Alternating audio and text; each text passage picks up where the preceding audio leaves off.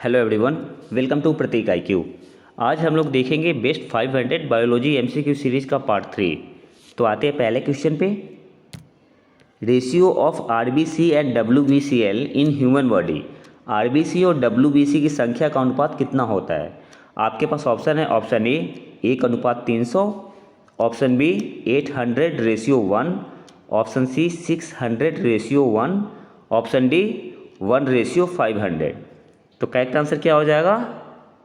Option C will be the correct answer. RBC और WBC का ratio कितना होता है? 600:1। अब थोड़ा सा देख लेते हैं कि RBC और WBC होता क्या है।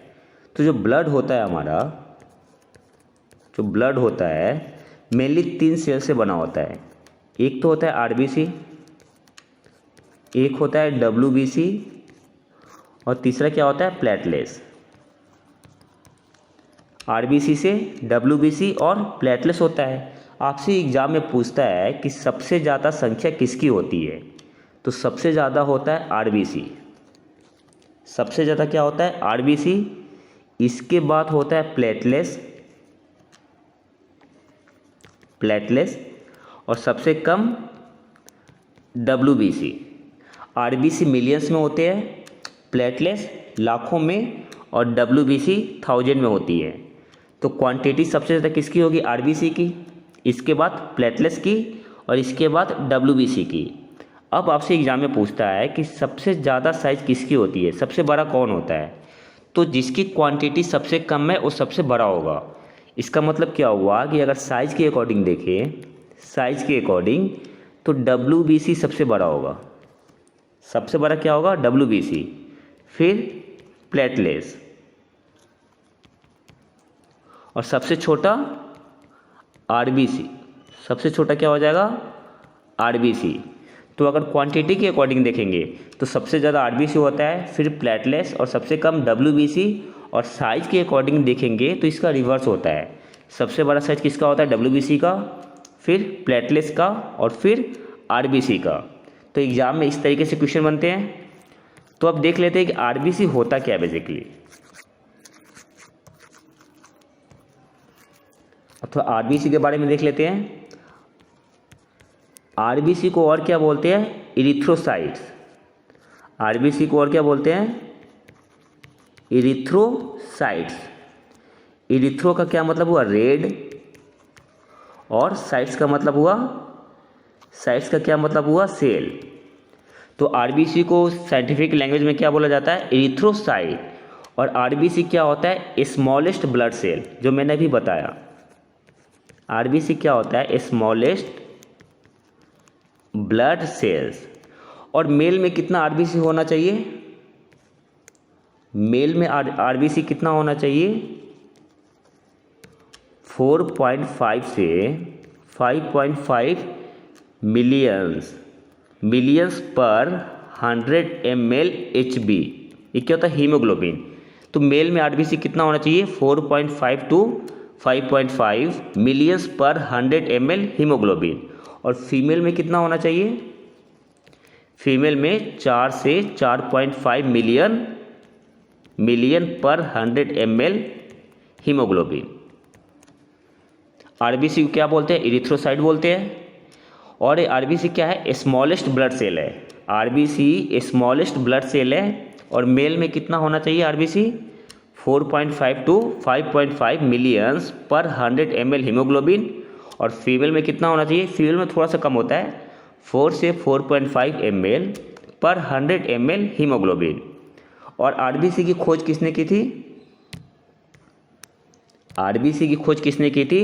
ल्यूनहोक ने। RBC की खोज किसने की थी? किसने डिस्कवर किया था? ल्यूनहोक ने। ओके। और RBC बनता कहाँ पे है? RBC फॉर्म कहाँ पे होता है? बोन मैरो में।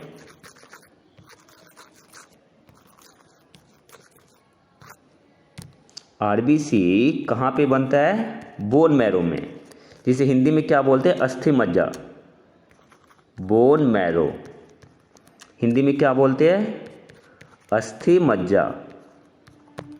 और RBC में न्यूक्लियस नहीं पाया जाता है। आपसे एग्जाम में हमेशा पूछता है कि आरबीसी में न्यूक्लियस होता है या नहीं होता है, तो आरबीसी में न्यूक्लियस नहीं पाया जाता है।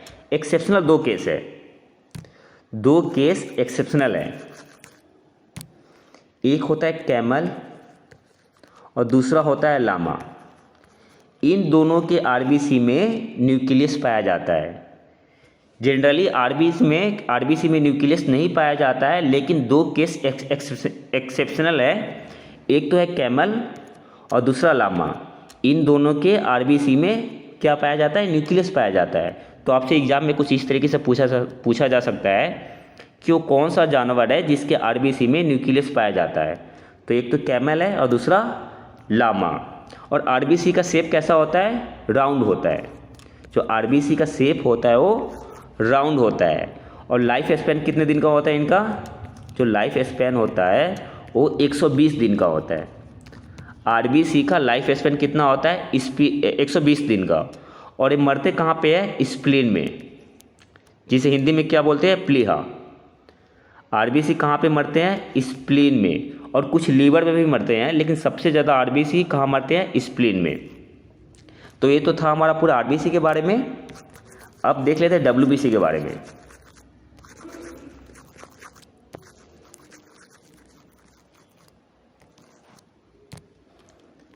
डब्ल्यूबीसी को क्या बोलते हैं? ल्यूकोसाइट। ल्यूकोसाइट्स। ल्यूको का क्या मतलब होता है? व्हाइट। और साइट्स का क्या मतलब होता है? सेल। और जैसा मैंने बताया था, ये लार्जेस्ट ब्लड सेल है। क्वांटिटी में कम होता है तो लार्जेस्ट ब्लड सेल है। डब्ल्यूबीसी जो है वो लार्जेस्ट ब्लड सेल है। इसका लाइफ स्पैन कितना होता है? 8 to 10 डेज। डब्ल्यूबीसी का लाइफ स्पैन कितना होता है? 8 से 10 दिन। और इसमें न्यूक्लियस पाया जाता है, न्यूक्लियस प्रेजेंट होता है। डब्ल्यूसी में न्यूक्लियस क्या होता है? प्रेजेंट होता है। और आपसे क्वेश्चन में पूछते कि डब्ल्यूबीसी फॉर्म कहाँ पे होता है, कहाँ बनता है? तो डब्ल्यूबीसी ब्लड में बनता है। डब्ल्यूबीसी का फॉर्मेशन कहाँ होता है? ब्लड में। और मरते भी कहाँ हैं? ब्लड में ही। और इसका शेप कैसा होता है? डब्ल्यूबीसी का शेप कैसा होता है? इरेगुलर। इसका कोई शेप फिक्स नहीं होता, इरेगुलर शेप होता है। अब आते हैं नेक्स्ट क्वेश्चन पे। How many chambers are there in the heart of reptiles? रेंग कर चलने वाले जीवों के हृदय में कितने कोष्ठक होते हैं? कितने कोष्ठक होते हैं? आपके पास ऑप्शन है। Option A 1, option B 2, option C 3, option D 4। तो देखो रेप्टाइल में ना 3 चैम्बर होते हैं। तो करेक्ट आंसर क्या हो जाएगा? Option C will be the correct answer.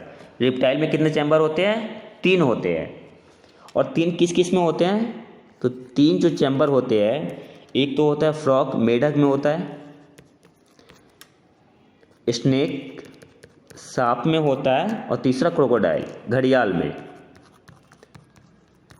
इन तीनों में कितने चैम्बर होते हैं? 3 चैम्बर होते हैं। एक तो मेढक में, सांप में और घड़ियाल में कितने चैम्बर होते हैं? 3 चैम्बर होते हैं। और 4 किस में होते हैं? 4 चैम्बर किस में होते हैं? चमगादड़, कंगारू और बर्ड्स, चिड़िया। इन तीनों में कितने होते हैं? चैम्बर 4 होते हैं। मेढक, सांप और घड़ियाल में 3 चैम्बर होते हैं, 3 कोष्ठक होते हैं। चमगादड़, कंगारू और चिड़िया में 4 चैम्बर होते हैं, 4 कोष्ठक होते हैं।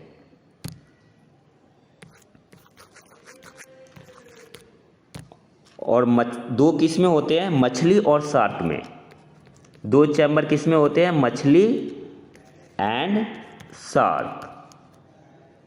मधुमक्खी में कितने होते हैं? मधुमक्खी का पूछता है आपसे एग्जाम में। तो मधुमक्खी में कितने होते हैं?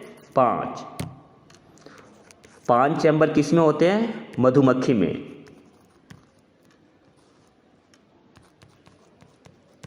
मधुमक्खी में कितने होते हैं चैम्बर? 5 कोष्ठक होते हैं। और कॉकरोच में कितने होते हैं? कॉकरोच में 13 चैम्बर होता है। कॉकरोच में 13 चैम्बर होता है। अब आते हैं नेक्स्ट क्वेश्चन पे। नेक्स्ट क्वेश्चन पे आते हैं, what is the main function of white blood cell? श्वेत रक्त कोशिकाओं का मुख्य कार्य क्या है? आपके पास ऑप्शन है, option A to transport oxygen, ये तो होगा नहीं, ये तो आरबीसी का काम है। Option B to fight against infection. Option C पे आते हैं, ब्लड क्लॉटिंग, ये नहीं होता है। To provide red colour to blood. तो करेक्ट आंसर क्या हो जाएगा? Option B will be the correct answer.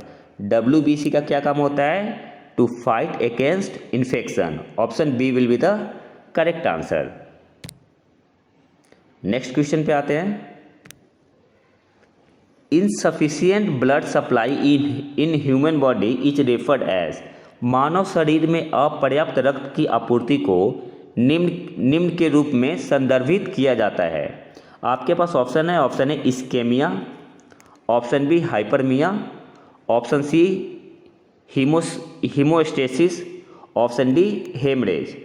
तो करेक्ट आंसर क्या हो जाएगा? जब blood supply insufficient blood supply होता है ह्यूमन बॉडी में, तो इसे क्या बोलते हैं? इस्केमिया बोलते हैं।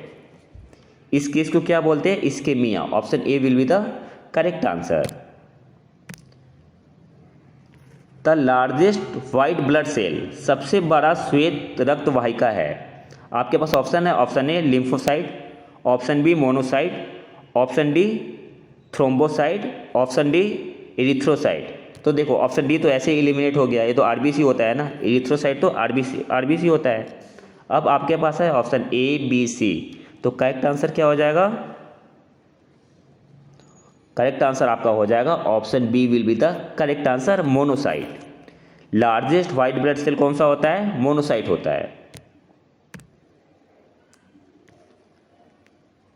Arteries supplying blood to the heart are called. हृदय को रक्त का संचरण करने वाली धमनियां कहलाती है।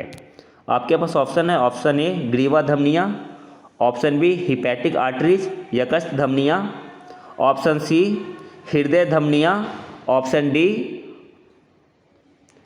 Pulmonary arteries. तो करेक्ट आंसर क्या हो जाएगा? करेक्ट आंसर हो जाएगा ऑप्शन सी। हृदय को रक्त का संचरण करने वाली धमनियां क्या कहलाती है?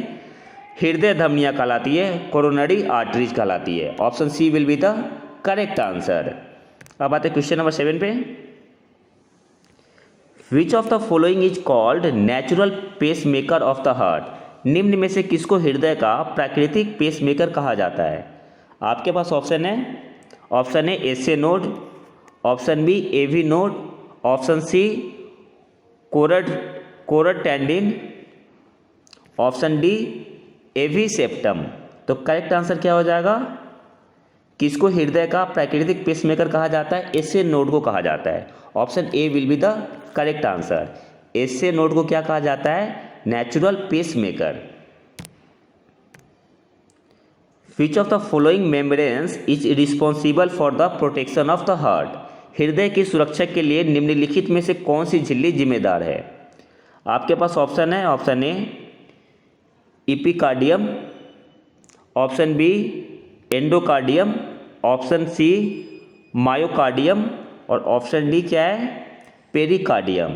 तो करेक्ट आंसर क्या हो जाएगा? हृदय की सुरक्षा के लिए निम्नलिखित में से कौन सी झिल्ली जिम्मेदार है? तो इसे बोलते हैं pericardium. Option D will be the correct answer. हृदय की सुरक्षा के लिए कौन सी झिल्ली जिम्मेदार है? Pericardium. Option D will be the correct answer. Next है, which artery supply oxygen rich blood to the liver and stomach oesophagus? कौन सी धमनीयकृत और अमाशय के अन्न प्रणाली को ऑक्सीजन युक्त रक्त की आपूर्ति करती है? आपके पास ऑप्शन है, ऑप्शन ए ब्रांचियोसेफेलिक धमनी, ऑप्शन बी कोस्टेरिकल धमनी, option C mesenteric artery, option D coeliac धमनी, सिलिएक आर्टरी। तो करेक्ट आंसर क्या हो जाएगा? Option D will be the correct answer, coeliac artery. कौन सी धमनीयकृत और अमाशय के अन्न प्रणाली को ऑक्सीजन युक्त रक्त की आपूर्ति करती है? तो वो होता है सेलियक आर्टरीज। नेक्स्ट क्वेश्चन पे आते हैं और आज के आखिरी क्वेश्चन पे आते हैं। The length of spleen is approximately, तिल्ली की लंबाई लगभग कितनी होती है? आपके पास ऑप्शन है, ऑप्शन ए 12 से 14 सेंटीमीटर, ऑप्शन बी 5 से 10 सेंटीमीटर, ऑप्शन सी 20 से 25 सेंटीमीटर, ऑप्शन डी 30 से 35 सेंटीमीटर। तो करेक्ट आंसर क्या हो जाएगा? Option A will be the correct answer. तिल्ली की लंबाई कितनी होती है? 12 से 14 सेंटीमीटर। तो ये था हमारा आज का लेक्चर। अगर वीडियो पसंद है तो लाइक करें और चैनल को सब्सक्राइब जरूर कर लें। मिलते हैं नए वीडियो में नए टॉपिक के साथ, तब तक के लिए नमस्कार, जय हिंद।